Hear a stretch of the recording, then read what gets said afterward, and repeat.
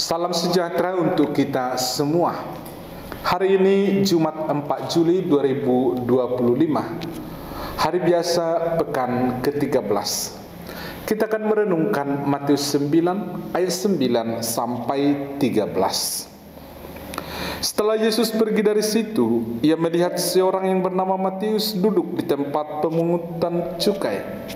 Lalu ia berkata kepadanya, "Ikutlah aku." Matius pun bangkit dan mengikut dia.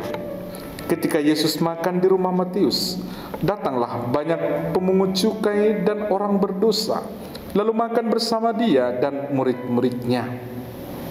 Pada waktu orang Farisi melihat hal itu, berkatalah mereka kepada murid-murid Yesus, "Mengapa guru makan bersama pemungut cukai dan orang berdosa?" Yesus mendengarnya dan berkata, "Bukan orang sehat yang memerlukan tabib, tetapi orang sakit. Jadi pergilah dan pelajarilah arti firman ini. Yang kukehendaki ialah belas kasihan dan bukan persembahan. Sebab aku datang bukan untuk memanggil orang benar, melainkan orang berdosa." Demikianlah sabda Tuhan. Saudara-saudari yang dikasihi Tuhan, dalam Injil hari ini kita mendengar kisah Yesus memanggil Matius, seorang pemungut cukai, untuk mengikuti dia. Matius adalah sosok yang dianggap rendah oleh masyarakat saat itu. Seorang yang bekerja untuk pemerintah Romawi dan sering dipandang sebagai pengkhianat bangsa Israel. Namun Yesus datang kepadanya, melihat lebih dalam dari sekadar profesinya, dan memberi panggilan yang mengubah hidupnya. Panggilan terhadap Matius tidak terduga. Secara spontan ketika Yesus melihat Matius duduk di meja pemungutan cukai, dia tidak ragu-ragu untuk memanggilnya dan berkata, "Ikutlah aku." Sederhana namun penuh makna. Matius tidak perlu menjalani serangkaian ujian atau memenuhi syarat tertentu untuk diterima oleh Yesus. Hanya dengan satu kalimat, Yesus mengundangnya untuk menjadi bagian dari kerajaan Allah. Panggilan itu menjadi tidak biasa, bahkan bisa disebut luar biasa, karena Matius adalah seorang yang terpinggirkan. Dia dipandang sebelah mata oleh masyarakat karena pekerjaan yang dianggap kotor dan tidak bermoral. Namun, Yesus melihat lebih dari itu. Yesus tidak melihat dosa atau status sosial seseorang, tetapi potensi, kerendahan hati, dan hati yang siap untuk berubah. Dari pihak Matius sendiri, setelah mendengar panggilan Yesus, ia langsung bangkit dan mengikutinya.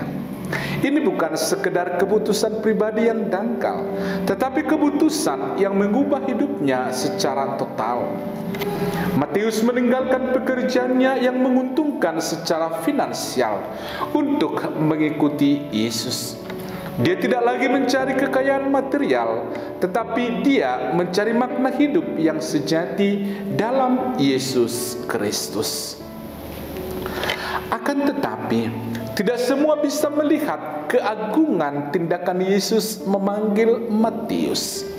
Orang Farisi mengkritik Yesus ketika sedang makan dengan para pemungut cukai dan orang berdosa, teman-teman dari Matius. Mereka bertanya, "Mengapa gurumu makan dengan pemungut cukai dan orang-orang berdosa?" Namun jawaban Yesus sangat bijaksana dan penuh kasih. "Bukan orang sehat yang memerlukan tabib, tetapi orang sakit. Pergilah dan pelajarilah artinya. Yang kukehendaki ialah belas kasihan dan bukan korban.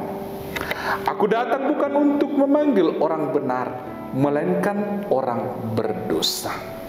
Saudara-saudari yang terkasih, ini adalah inti dari Injil kabar sukacita itu. Yesus datang untuk menyelamatkan kita semua, terutama yang merasa terpinggirkan atau tidak layak. Dia datang untuk membebaskan kita dari belenggu dosa dan menyembuhkan hati yang terluka. Kasih-Nya tidak terbatas dan tidak ada yang terlalu jauh dari kasih-Nya itu. Tidak ada dosa yang terlalu besar untuk pengampunannya. Tidak ada yang terlalu hina untuk diterimanya. Panggilan Yesus kepada Matius adalah panggilan untuk kita semua. Tidak peduli seberapa besar atau kecil kesalahan kita, atau seberapa banyak kita merasa tidak layak, Yesus tetap memanggil kita untuk mengikutinya, untuk merasakan kasih-Nya yang menyembuhkan dan membebaskan. Tetapi panggilan itu bukan hanya untuk mengikuti Yesus dalam doa dan ibadah, tetapi juga untuk menghidupi kasih-Nya itu dalam setiap aspek kehidupan kita. Bagi kita, panggilan Yesus itu juga adalah panggilan untuk meninggalkan meja pemungutan cukai kita, tempat-tempat di mana kita mungkin terlalu terikat dengan dunia ini, dengan kekayaan, dengan ketenaran, atau dengan kekuasaan. Mengikuti Yesus berarti siap untuk mengubah prioritas hidup dan mempercayakan hidup kita sepenuhnya kepadanya. Ketika kita mengikuti Yesus, kita dipanggil untuk memperlakukan orang lain dengan kasih dan belas kasihan. Kita diajak untuk melihat mereka dengan cara yang sama seperti Yesus melihat Matius dan orang-orang berdosa lainnya, dengan kasih yang tanpa syarat dan pengampunan yang tulus. Oleh karena itu, saudara-saudari, marilah kita berusaha selalu terbuka bagi panggilan Yesus.